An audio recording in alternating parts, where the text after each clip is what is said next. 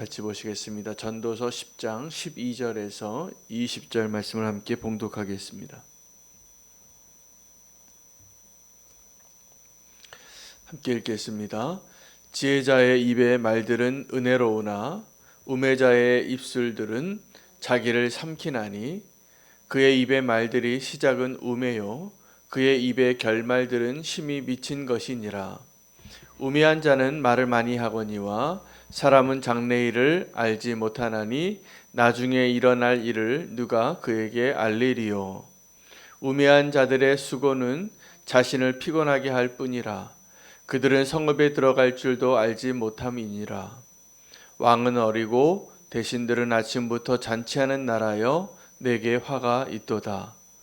왕은 귀족들의 아들이요 대신들은 취하지 아니하고 기력을 보하려고 정한 때에 먹는 나라여 내게 복이 있도다.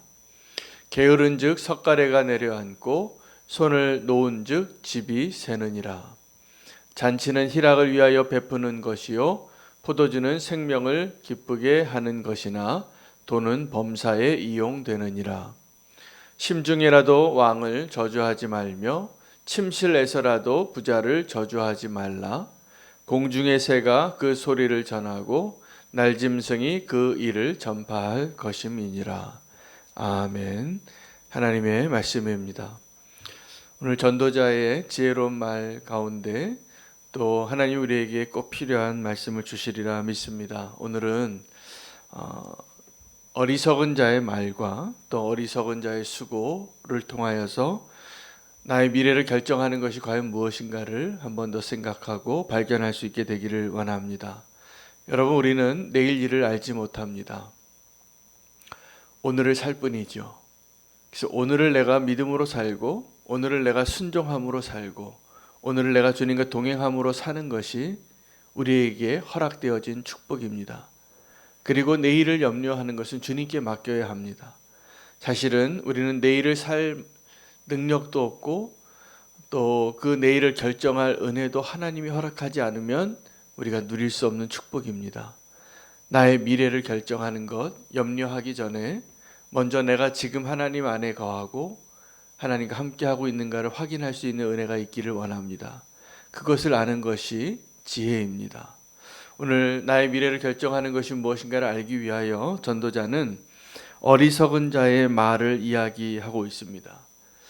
지혜로운 자의 말과 어리석은 자의 말의 차이는, 지혜로운 자는 그 말을 통하여 누군가를 살리고 위로하고 힘있게 하고 그 말이 하나님의 능력을 드러내는 도구가 되게 하는 자가 지혜로운 자입니다.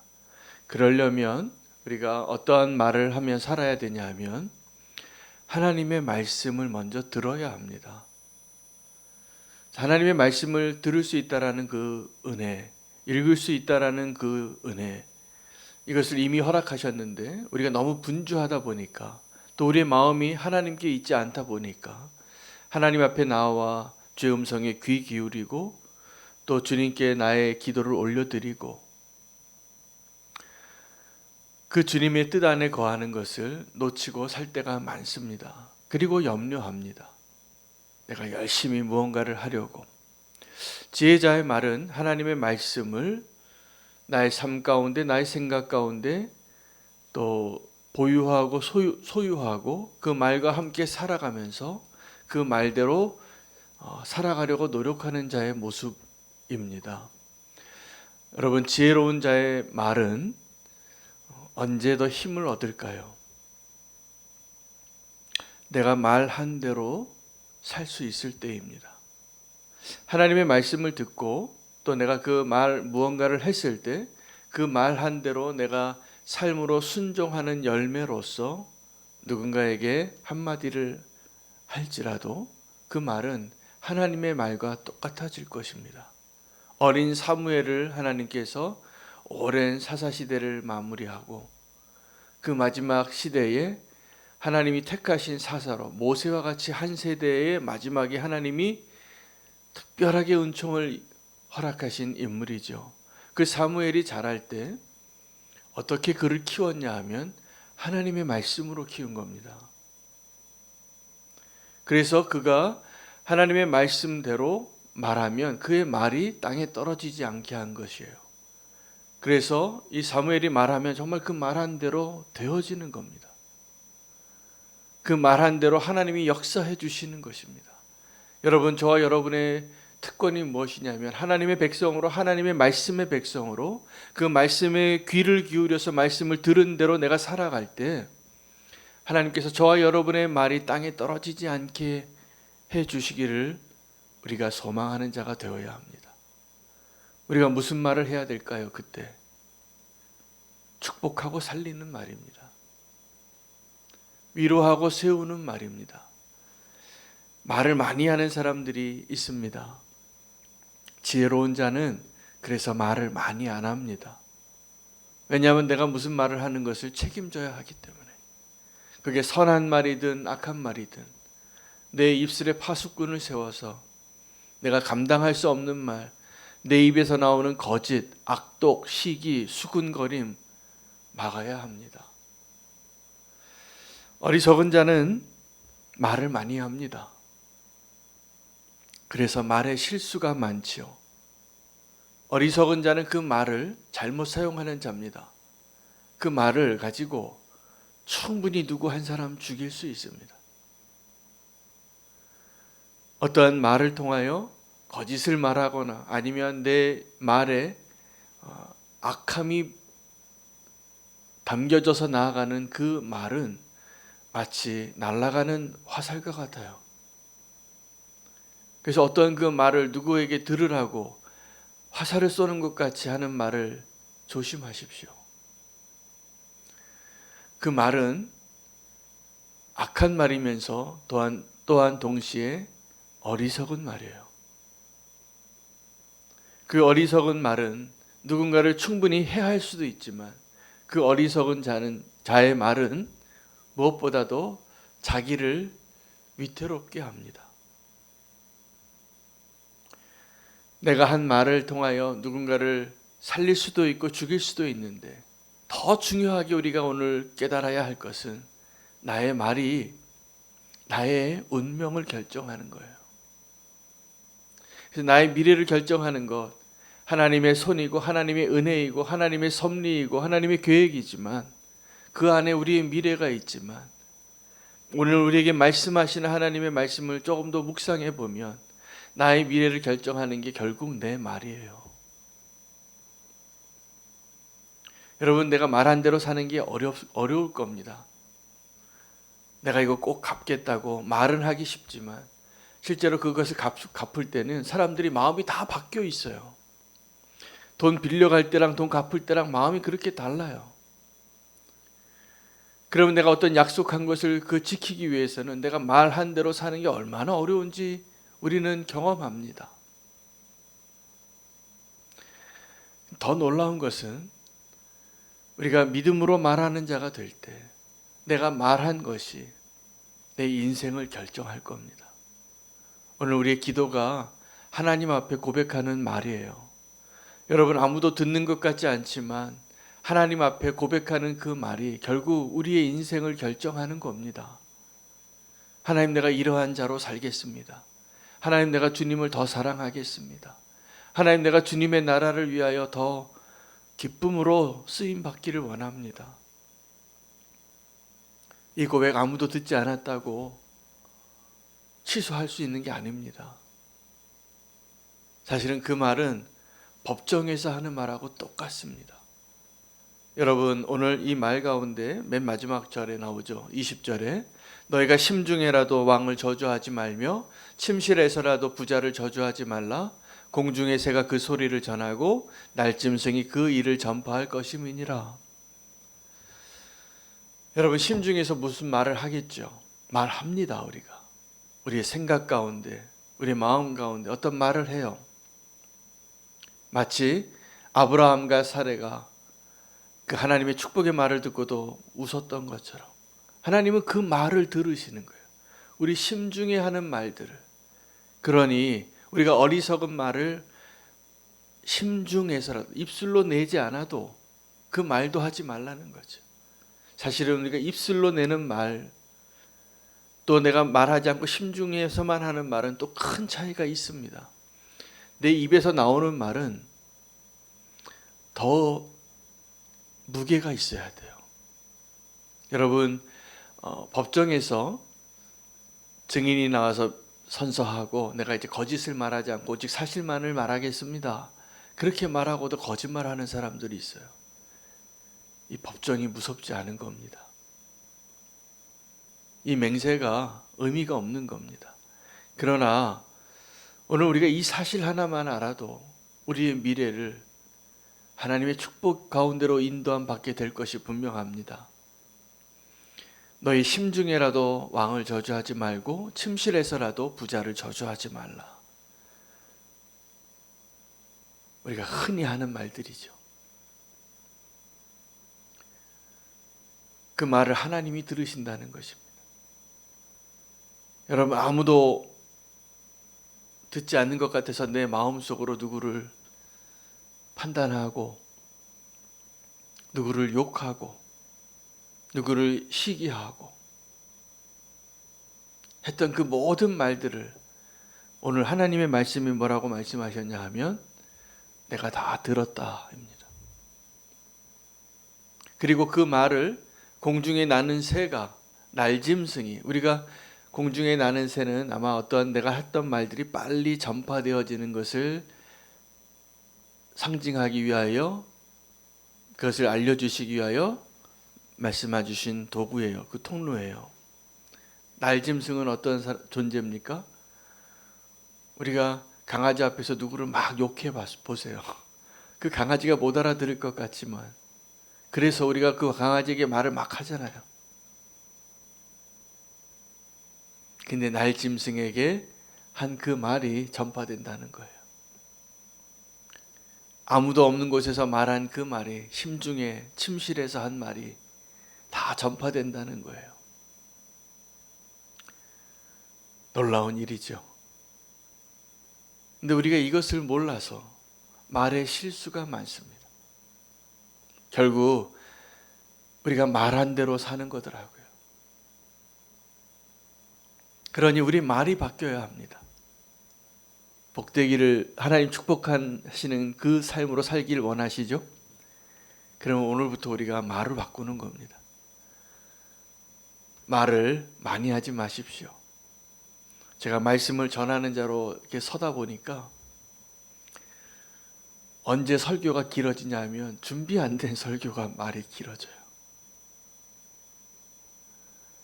근데 내가 어떤 말을 전해야 될까를 정확하게 잘 준비하고 올라왔을 때는 말을 많이 안 해도 돼요. 여러분, 우리의 말이 늘 기억하셔야 됩니다. 하나님의 재판장 앞에서 하는 말입니다. 그 심판대에서 하는 말입니다. 그러니 우리의 입술에 거짓이 있으면 되겠습니까? 과장이 있으면 되겠습니까? 누구를 해하는 말이 있으면 되겠습니까? 여러분도 사람들과의 관계를 맺어보시면 알겠지만 어떤 사람이 누구를 흉보는 말을 많이 하는 사람 친구하지 마세요. 그 결국 어려워집니다. 결국은 다른 데 가서 그 말을 합니다. 하나님 보시기에 우리가 지금 어떠한 말을 하고 사는가, 그것이 우리의 삶을 바꾸는 거예요. 오늘 어리석은 자의 말은 파괴적이고 거짓이 많고 그리고 결국 자기 자신을 해하게 된다는 것을 말하고 있습니다. 그것을 이렇게 표현합니다. 12절에 지혜자의 입의 말들은 은혜로워요. 그런데 우매자의 입술들은 자기를 삼키는 거예요. 결국은 내가 한 말로 자기를 삼킵니다. 그게 우매자의 말입니다. 지혜로운 말로 하나님의 은혜 가운데 사시기를 축복합니다. 14절에도 그렇게 말합니다. 우매한 자는 말을 많이 하거니와 장래일을 알지 못한 것이.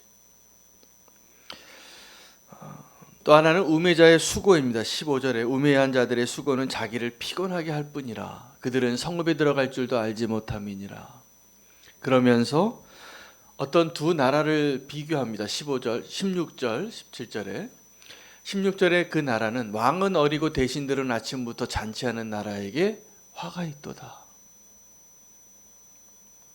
왕이 어리니까 그 주변에 있는 대신들이 자기 마음대로 하는 거예요. 이게 하나님을 나의 주인으로 여기지 않는 성도의 모습입니다. 하나님을 왕으로 인정하지 않고 내 마음대로 조락펴락하고 싶은 것. 그 나라에게 화가 있다는 거예요. 왕은 어려도 왕이잖아요. 근데 그 왕이 어려서 그 대신들이 자기가 하고 싶은 대로 막 먹고 마시고 즐기자. 내 마음대로 해도 된다. 내가 내 마음대로 할 수 있는 권세가 있는 것 같이 착각하며 사는 나라. 그 나라가 화가 있는 거예요. 17절에는 또 다른 나라를 비교합니다. 왕은 귀족들의 아들이요. 그 왕족인 것이죠. 어떻게 근본 없는 자가 왕이 된 게 아니라 언약의 자손이 왕이 된 것을 말하는 것입니다. 대신들은 취하지 않아요. 기력을 보하려고 정한 때에 먹는 나라예요. 그 대신들이.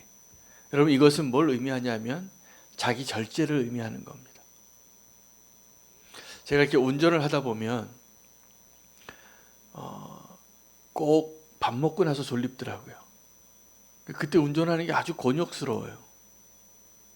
근데 운전을 전문으로 하는 분들은 보니까 내가 장거리 운전을 해야 될 때는 이분들이 시장한데도 식사를 안 하시더라고요.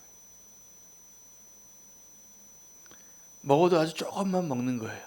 왜요? 내가 졸면 이 생명이 다 내 손에 달려 있는데 큰 사고가 나니까. 그런 프로페셔널한 의식을 가지고 운전하시더라고요. 먹고 싶은 것은 우리가 다 기본적인 욕구잖아요. 5시간, 10시간 여행을 해야 되는데 다른 사람들은 간식 먹고 식사하고 막 즐겁게 하는데 이분은 내가 운전해야 한다는 그 이유 때문에 먹는 걸 절제하시더라고요. 안전을 위해서. 여러분 이 나라가 축복된 나라인 겁니다. 왕은 귀족의 아들이고 왕의 모습으로 본연에 해야 될 일들을 알고 그 대신들은 자기의 자리를 또 아는 거예요. 자기의 역할을 아는 거예요. 이런 나라가 복 있는 나라예요. 여러분 우리 나라는 어떻습니까? 우리 가정은 어떻습니까?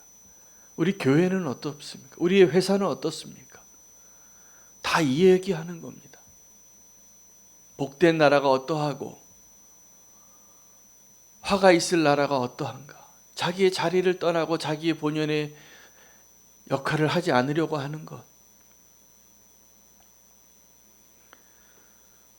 여러분 어리석은 자의 수고는 또 하나 뭐냐 하면 게으름이에요. 18절에 보면 게으른즉 석가래가 내려앉고 손을 얹은즉 집이 새느니라. 왜 이러한 일이 일어날까요? 다 오늘 할 일을 내일 하려고 했기 때문입니다. 그러면 석가래가 내려앉는 겁니다. 그리고 집이 새는 거예요. 그 집이 새는 거 봤는데 지붕이 이렇게 내려앉고 있는 걸 봤는데 조금씩 내려앉으니까 살만해요.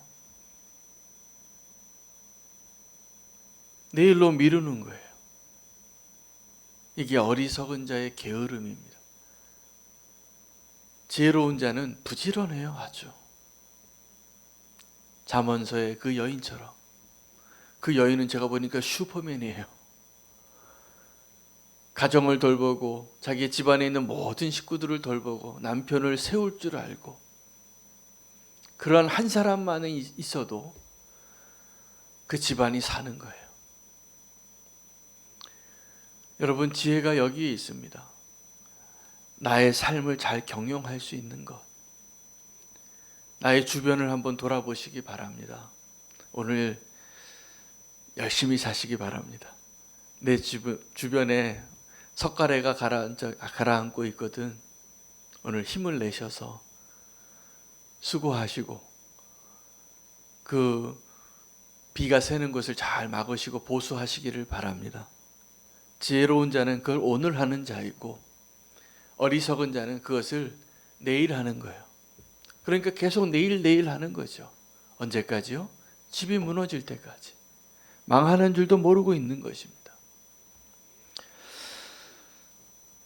하나님 앞에서 우리의 말과 우리의 행위가 인정받을 수 있는 그 말을 하고 그 충성된 행동으로 주님 앞에 칭찬받는 자 되시기를 축복합니다.